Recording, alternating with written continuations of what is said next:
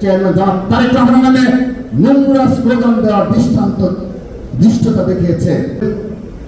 সম্মানিত অগ্রজ যারা ছিলেন তারা বক্তব্য বলেছেন যে এই বুয়েটের কতিপয় গুপ্ত সংগঠনের নেতাকর্মী কতিপয় তাদের সাথে সাধারণ শিক্ষার্থীদের কোনো সংযোগ নেই এবং সাধারণ শিক্ষার্থীদের এবং জুলাই আগস্টের গণঅভ্যুত্থানের চেতনা এবং বাংলাদেশের স্বাধীনতা সার্বভৌমত্ব রক্ষায় তারা বিশ্বাস করে না। তাদের গুটি কয়েক লোকজন মিটফুটের একটি ঘটনায় তত্ত্বাবধায়ক বর্তমান নির্দলীয় সরকারের কোনো বিচার দাবি না করে, তাদের গাফিলতির কোনো বিচার দাবি না করে, তাদের পদত্যাগের কিংবা তাদের ব্যর্থতার কোনো বিষয় স্পষ্ট না করে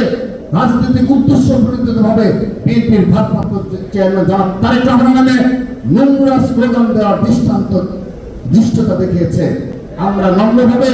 আপনাদের অনুরোধ জানাচ্ছি, এই গুপ্ত সংগঠনের নেতাদের মধ্যে অনুরোধ জানাচ্ছি, আজকে যে ভাষায় এই জাতীয় নেতৃবৃন্দ কত সাবলীল ভাষায় কত ভদ্র ভাষায় জবাব দিয়েছে একটু দেখে শেখার অনুরোধ জানাচ্ছি। কিন্তু আমরা যারা রয়েছি, যারা রানিং ছাত্র দলের নেতা কর্মী, আমরা কিন্তু বেশি দিন সহ্য করবো না। যদি সহ্যের সীমা ছেড়ে যায়, তার যে ভাষায় জবাব দেওয়া প্রয়োজন ছাত্রদল সেই ভাষায় জবাব দিবে, সেই আশাবাদ ব্যক্ত করে এবং আবারও এত কিছুর পরও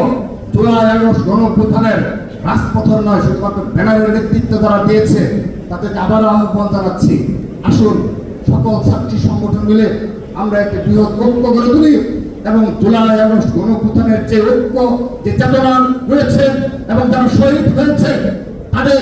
স্মৃতির প্রতি তাদের প্রতি সামান্য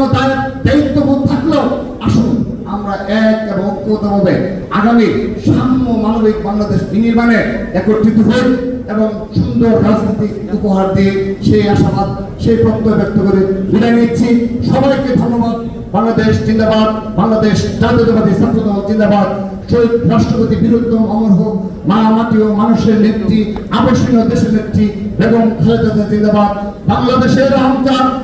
ছাত্রদলের